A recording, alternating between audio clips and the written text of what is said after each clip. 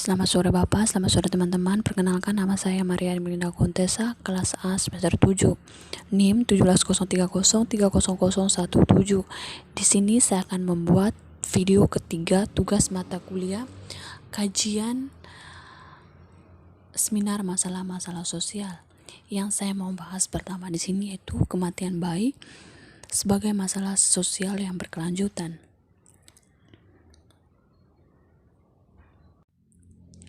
Selama abad ke-19, sebagai ilmu dari statistik vital yang dikembangkan, informasi tentang kelahiran dan kematian menjadi mudah tersedia dan secara bertahap mulai muncul. Bahwa dengan ada pengecualian yang sangat tua, bayi mengalami risiko kematian terbesar apabila dulu cukup besar.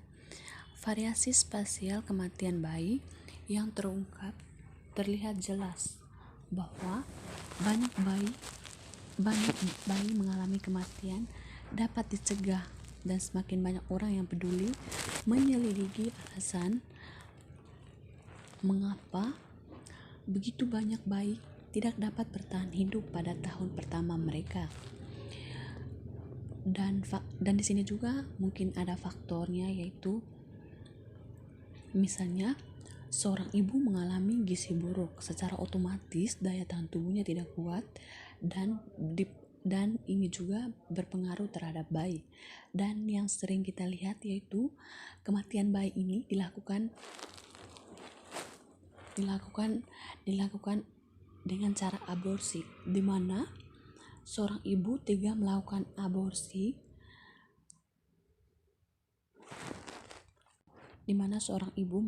aborsi karena alasan-alasan tertentu, misalnya faktor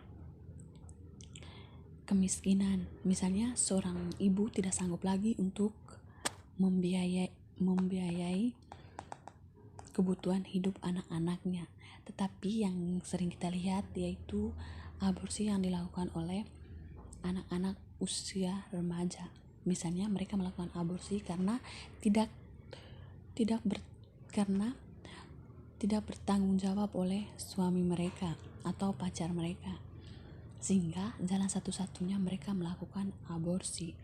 Dan kematian bayi setiap tahun akhirnya meningkat.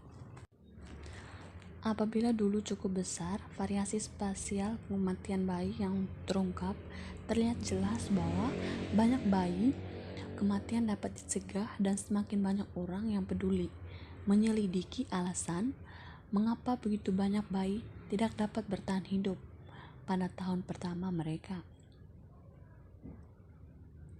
Meskipun ada upaya,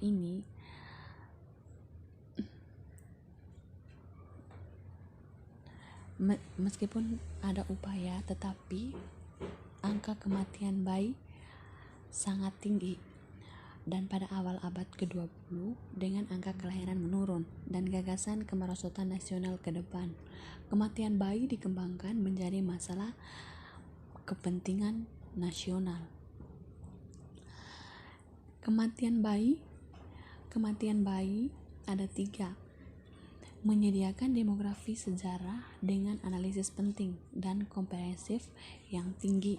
Kematian bayi selama akhir abad ke-19 dan awal abad ke-20 itu menyediakan kain belakang atau patokan yang dengannya peristiwa selanjutnya dapat terlihat atau terungkap, dan sebagai tambahan, dan digunakan sebagai model untuk membantu evaluasi penjelasan lain tentang penurunan angka kematian bayi.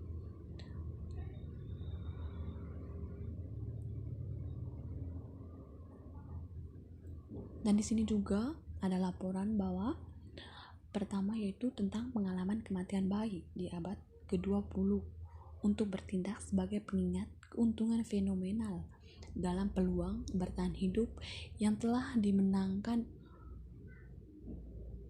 untuk bayi selama 100 tahun sejak kematian bayi. Masalah sosial dulu diterbitkan.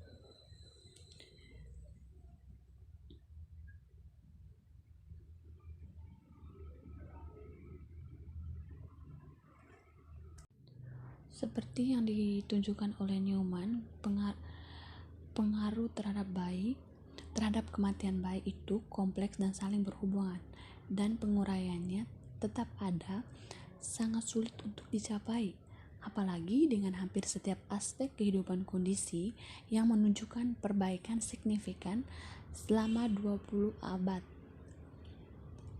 Masih sulit untuk menentukan bobot tepat yang harus diberikan untuk setiap faktor penurunan. Kesederhanaan yang tampak dari keseluruhan tren terkadang topeng daripada menerangi pola perubahan. Di mana dalam bab 2 membahas perkembangan kematian bayi sebagai masalah kepentingan nasional pada akhir abad ke-19. Di mana Glenn menguraikan sejarah karya Newman dalam kontribusinya pada perdebatan tentang dimensi sosial kematian bayi, menjelaskan bagaimana dan mengapa Newman menulis tentang kematian bayi. Newman memiliki pandangan ideologis yang kuat tentang masyarakat dan kesejahteraannya, dan dia mengembangkan minatnya pada kesehatan masyarakat melalui pelatihan medis, di mana dia bekerja sebagai Dekkes untuk beberapa daerah.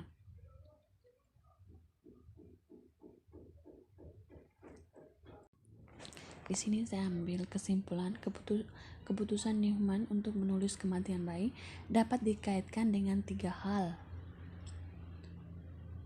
yang saling terkait. Yang pertama yaitu tugasnya sebagai Dekkes, kedua konstruksi sosial kematian bayi sebagai masalah kepentingan nasional yang perlu ditangani. Kematian bayi merupakan pencapaian besar di bidang pencegahan kesehatan masyarakat, dan publikasinya sama-sama meningkatkan karir Newman. Dia menjadi kepala petugas medis untuk Dewan Pendidikan pada tahun berikutnya.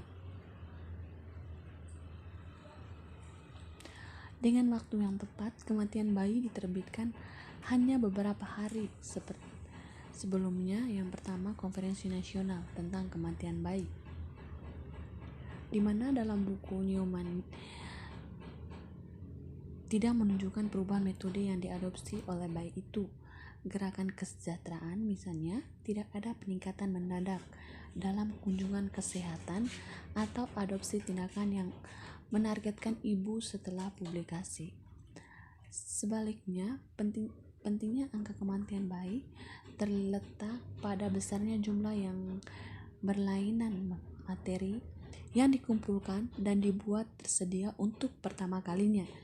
Sintesisnya, pengetahuan yang tersedia dan ketentuannya Newman tentang seperangkat pedoman yang jelas yang bisa mudah diadopsi, di mana selama tahun 1900-an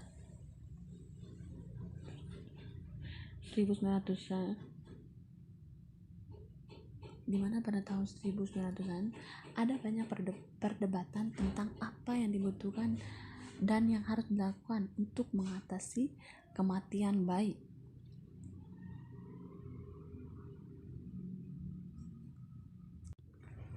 Kematian bayi adalah kejahatan sosial. Faktor yang mempengaruhi level tingginya agak rumit. Masalahnya adalah salah satunya kepedulian nasional dan sebagainya.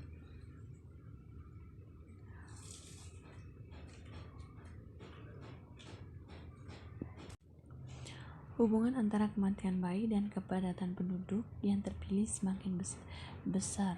Pusat-pusat perkotaan, tetapi tidak semua distrik pedesaan sama-sama disukai, dan beberapa besar kota tidak lebih dirugikan dari beberapa kota kecil.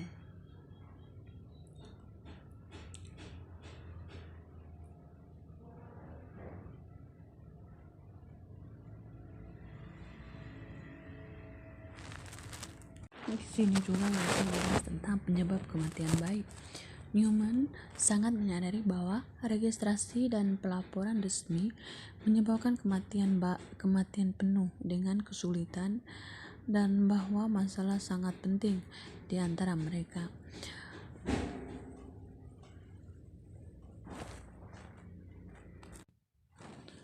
Pertama, penyebab kematian bayi bersifat komposit.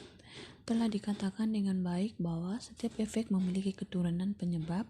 Hal ini terutama terjadi pada kematian bayi yang disebabkan kombinasi faktor-faktor yang paling terkait erat. Yang kedua, hampir setengah sekitar 40% dari kematian bayi di kota terjadi seperti di 3 bulan terakhir. Pertama, kehidupan. Ketiga, kematian utama, dan 3 bulan pertama ini disebabkan oleh prematuritas dan ketidakdewasaan. Yang keempat, sejauh ini kematian terbesar di sisa tahun pertama kehidupan adalah karena kondisi peradangan paru-paru. Dan yang terakhir yaitu kematian bayi tidak menurun karena penyakit tertentu. Newman juga memperoleh fakta luas tentang kematian bayi, 4 titik kesamaan dan 3 titik perbedaan antara situasi pedesaan dan perkotaan seperti yang sudah dijelaskan tadi di atas. Sebuah kematian bayi tertinggi pada hari pertama kehidupan baik di pedesaan maupun perkotaan. Yang pertama yaitu kematian meskipun tetap tinggi, kemudian menurun sepanjang sisa hari minggu pertama. Yang kedua yaitu kematian mencapai maksimum pada minggu pertama, turun drastis pada minggu kedua, tetap pada level yang sama selama minggu ketiga, dan jatuh lagi ke 4. Yang ketiga, dari minggu ke bulan, angka kematian turun drastis di bulan kedua, kemudian terus turun dengan sangat lambat selama sisa tahun itu. Terus di sini kematian agregat di kota-kota 2 kali lebih tinggi daripada di 3 pedesaan kabupaten. Yang pertama yaitu di sini tadinya itu menjelaskan tentang perbedaannya. Pertama yaitu tingkat kota selama 12 bulan lebih tinggi daripada tingkat pedesaan kecuali pada hari pertama dari minggu pertama. Kedua, tarif kota paling banyak melebihi tarif pedesaan di bulan-bulan terakhir tahun ini.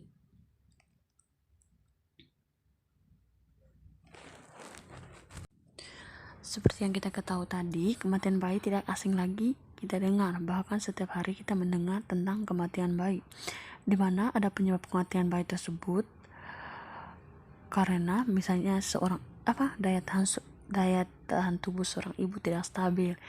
Misalnya seorang ibu mengalami gizi buruk sehingga ini juga berpengaruh terhadap kelangsungan hidup bayi. Dan di sini juga kematian bayi banyak karena orang melakukan aborsi, di mana seperti yang kita ketahui angka kematian bayi dari tahun ke tahun semakin tinggi. Demikian video yang saya buat. Atas perhatian saya ucapkan terima kasih. Selamat sore Bapak.